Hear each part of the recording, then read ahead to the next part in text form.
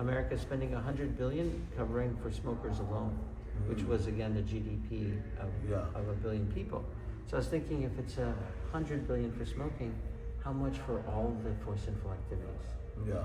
So about 15 years later, I got some money, I hired an economics group. They said, yes, the cost is between $1/2 trillion and $2 trillion a year just for vices. For the 4 vices to cover, the government spends about 1.5 to 2 trillion per year. The government, healthcare, social services. Yeah.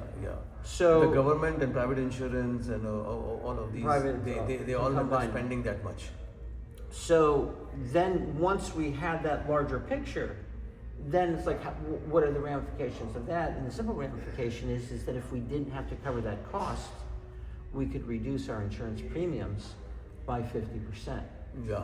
Now 50% of those costs are being covered by government.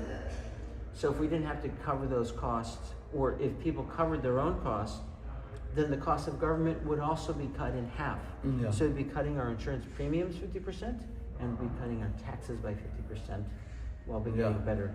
Yeah. So this is where our healthcare proposal came from, that all the vices have them cover the cost. And I gave you the example this morning.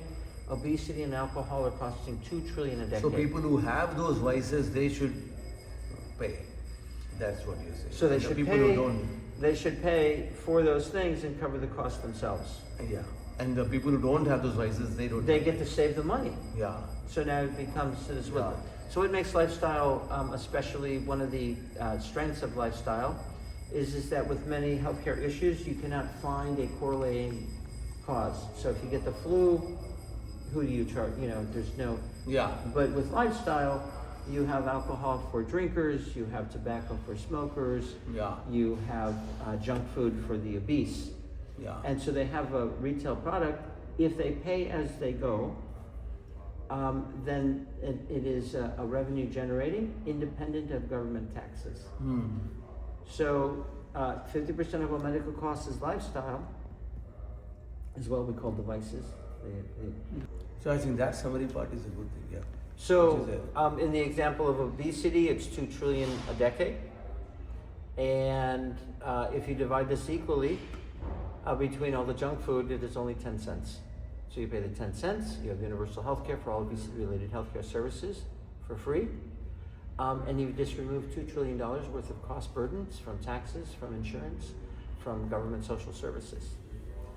And so we were finding that this pay-as-you-go at the point of sale was a very effective way.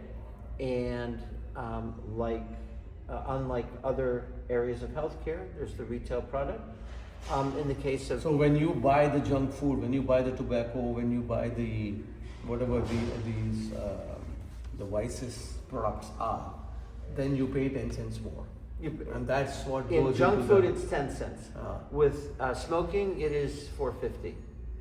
So when I first started this, the cost of cigarettes was $1.75 to $2, and then they would charge 25-50 taxes.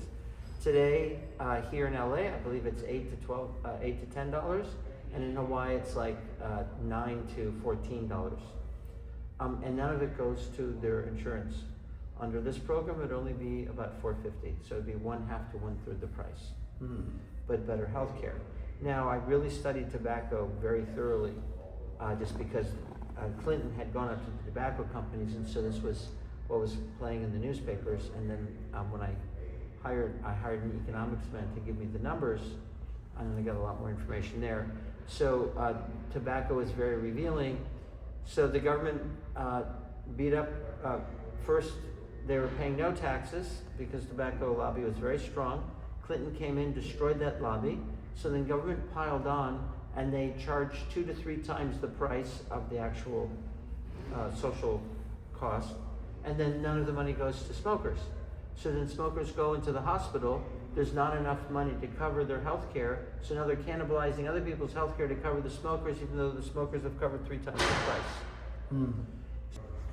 So with this system, everything is the smoker is paying 1/3 to 2/3 less and getting twice the health care. Meanwhile, they're not taking from everybody else's health care. So it's an exponential improvement. So in the case of obesity, it's 2 trillion. Government is covering 1 trillion of this obesity cost. And so this means that Trump can go to the health insurance industry and say, we will give you this $1 trillion, we'll give you this $500 billion contract. So in America right now, the biggest contract is like 20 billion, 50 billion, maybe 100 billion, but $500 billion, there's no contract that big. So at $500 billion, you can go to them and say, I'll give you $500 billion, but I want double the health care. So for $500 billion, they'll give double the care. So double the care at half the price is a 4-fold improvement. Now this sounds a little ambitious, but that pricing is the same price as all the other developed nations in the world. We don't have a logistical issue, we have simply managerial and political one. So therefore we can have these dramatic improvements. Now because it is the federal program, Trump doesn't need approval from Congress because he's not asking for more money. He is simply upgrading. Trump could do this, he could literally do it in a matter of days. 15, 30, 45 days. So he'll be very happy to do this.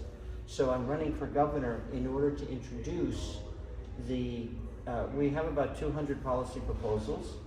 Lifestyle insurance is a very big one, coming directly from Prabhupada's principles of the 4 regulative principles: no eating, no intoxication, no gambling, no illicit sex. Combined, there are $2 trillion a year. If people cover their own costs for that, we get to save 50% reduction in government costs and 50% reduction in insurance premiums. So we're talking about, so this will save the average family $400 or $500 a month between taxes and insurance premiums. Wow, nice, amazing. This is one policy out of the dozens that we have. Should I do one more? Wonderful. Okay, just a short summary of that. Yeah, so this one I gave you the whole history of how I was, not the whole history, but I gave you some history that, I've been doing this for 40 years. A very simple one is that we found that that we can reduce people's monthly payments for their cars by 70% by refinancing it into a 30-year mortgage. So right now the average auto loan used to be 5 years. So the difference between 5-year and 30-year is 70% lower monthly payment. But we all know that if we take a $100,000 loan out on a home, 30 years later we've paid 3 times as much money. So the car companies will now make 3 times more money, even though the buyers will now have 70% lower monthly payment. So that $700 a month payment is just too expensive now. It will drop to $250. So we're simply reintroducing the lease to own that people have, where you can lease a car for 3 to 5 years. Well, now instead of having one lease and then a purchase, we will have 10 leases. So every 3 years you can go in and upgrade. And so our logistics is that a new car is being bought by Americans every 7 years, and has 35,000 new parts and pieces.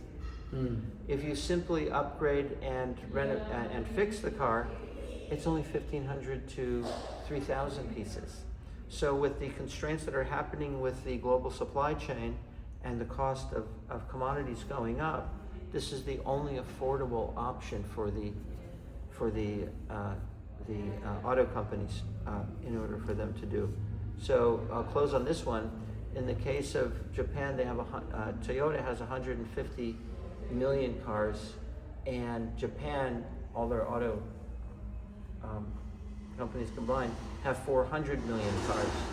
So if they consolidated it around this million-mile warranty, Japan would be walking off with about an extra 4 to 6 trillion, which is 100 to 150% of their GDP now. So these are the proposals that I'll be making in the... Wonderful. We look forward that you can kindly share with us details in writing also about this, so that I have books on all of these. We pray and wish all the best that Prabhupada's principles can be applied in a spiritually economic way, for the benefit of the world, so that we see that is how it is practically benefit, not at a spiritual level, but at the material platform in the economic way also, very practical. So there Very is practical. 4 things. One is the principles. One is the Brahminical thinking. The third is the blessings of the Guru, Yeah. right? And then the fourth is we're saying that for the first time, the technology is there to make these things also very easy. So with these 4 things, Wow, God.